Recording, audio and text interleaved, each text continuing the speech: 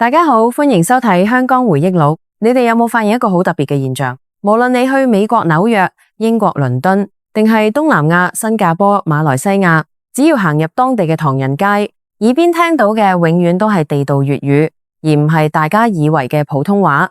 點解遍佈全球嘅唐人街百年來都被粵語牢牢主導？100年前嘅廣東人究竟憑乜嘢稱霸整個海外華人社群？呢個背後嘅真相，90%嘅人都唔知。呢一切嘅故事要從300幾年前嘅清朝講起。康熙年間，朝廷下旨閉關鎖國，全中國只留廣州一個口岸對外通商。呢個就係歷史上赫赫有名嘅廣州13行。用而家嘅說話來講，當時嘅廣州就係全中國唯一嘅對外窗口，壟斷咗全國所有嘅海外貿易。全中國嘅茶葉、絲綢、瓷器都要經廣州先至賣得去海外，海外嘅洋貨都要經廣州先至入到中原。喺呢個過程入面，廣東人成咗全中國最早接觸洋人同海外世界嘅一群人。佢哋比內陸省份嘅人早咗成100年睇到外面嘅世界，亦都早咗成100年知道海外嘅生存機會。到咗清朝中後期，鴉片戰爭爆發，太平天國運動席捲兩廣，廣東地區年年戰亂，民不聊生。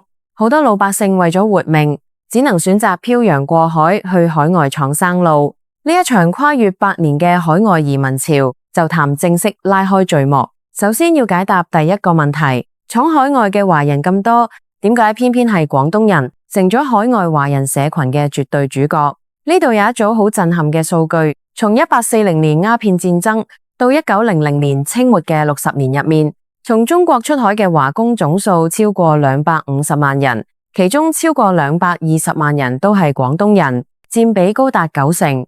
呢個數字係咩概念？相當於當時每10個闖海外嘅華人入面，就有9個係講粵語嘅廣東人。從人數上來講，廣東人已經牢牢佔據咗海外華人的絕對主體。除咗人數優勢之外，廣東人仲有一個無人能比嘅先天優勢，就係出海早、抱團早。早喺明朝末年，就有廣東商人坐船去東南亞做生意，建立起最早嘅華人聚居點。到咗清朝13行時期，廣東商人嘅生意已經遍佈東南亞同歐美。佢哋喺海外建立起同鄉會、宗親會，形成咗一個又一個緊密嘅粵語社群。你要知道，喺人生地不熟嘅海外，一個無錢無勢嘅新移民想要生存落嚟，唯一能靠嘅就係同鄉。而當時嘅海外華人社群幾乎全部都係講粵語嘅廣東人。你唔識講粵語，就融唔進呢個社群，就參唔到工，拿唔到生存嘅資源，甚至連遇到麻煩都冇人幫你。呢個就係粵語能喺唐人街站穩腳跟嘅第一個核心原因。睇到呢度仲未走嘅朋友，一定係對粵港華人的歷史好有興趣。記得訂閱我哋頻道，每日同你分享唔同嘅傳奇故事，仲要開啟小鈴鐺，先至唔會錯過最新嘅更新。除咗人數同抱團之外，廣東人能稱霸海外華人社群，仲靠住2個關鍵嘅武器。第一個就係遍佈全球嘅洪門組織。可能好多朋友都知道，海外洪門嘅前身就係起源於廣東嘅天地會。從清朝乾隆年間開始，天地會就喺兩廣地區廣泛傳播。後來隨住廣東移民出海，天地會嘅分支洪門就傳遍咗全球所有嘅唐人街。當時海外嘅洪門幾乎全部都係講粵語嘅廣東人。佢哋一邊幫新移民落腳謀生，一邊掌控住唐人街嘅商業同秩序，甚至連當地嘅洋人政府要同唐人街打交道，都必須要通過洪門嘅大佬。而洪門內部溝通全部都用粵語，呢個就進一步鞏固咗粵語喺海外華人社群嘅主導地位。第二個武器就係廣東人壟斷咗海外華人的商業網絡。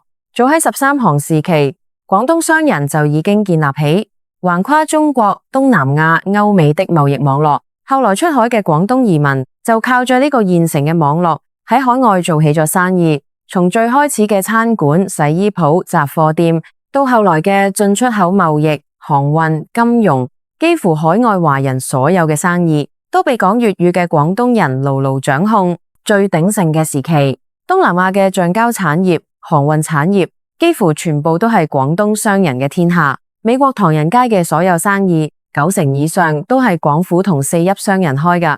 你想喺海外華人商圈看飯食，唔識講粵語，根本連門都入唔到。呢個時候可能有朋友會問，香港同呢件事又有咩關係呢？關係可大咗。1841年香港開埠之後，好快就成咗中國最大嘅移民中轉站，幾乎所有去海外嘅廣東移民都要經香港坐船出海。香港成咗海外華人同內地之間最重要嘅橋樑。而香港嘅官方語言同通用語言一直都係粵語。隨住香港同海外華人之間嘅往來越來越頻繁，香港粵語也進一步影響咗全球唐人街嘅語言體系，甚至連孫中山先生搞辛亥革命，絕大部分嘅經費都係來自海外講粵語嘅廣東華商。孫中山先生本人都係廣東香山人，佢去海外籌款演講，全程都係用粵語。呢個也從側面印證咗當時粵語喺海外華人社群嘅絕對主導地位。講到呢度，又有一個好關鍵嘅問題：新中國成立之後，普通話成咗國家通用語言，點解海外唐人街仲係一直堅持講粵語，根本冇被普通話取代呢？